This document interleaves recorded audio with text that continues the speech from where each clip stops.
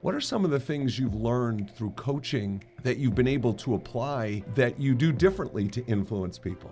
I think the first thing was the realization that I could influence people. Finding influence is really about knowing the other person and what they need.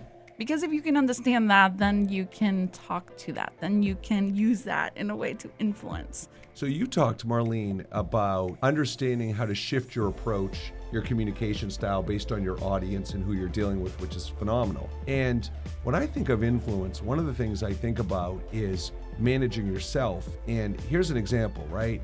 If you're communicating with someone, they don't respond to your email and you've sent them 3 emails. The typical person who gets ghosted or ignored for 3 emails, their response, it's all about the other person.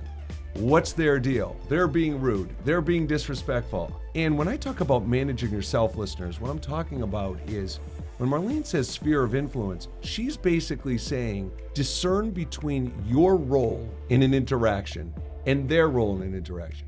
Now, I am not saying that someone who ghosts you and doesn't respond to your emails deserves a pass. They need to be accountable for their behavior. There's no question. If you are getting ghosted and haven't received 3 emails, you would say, geez, I wonder why they're not responding.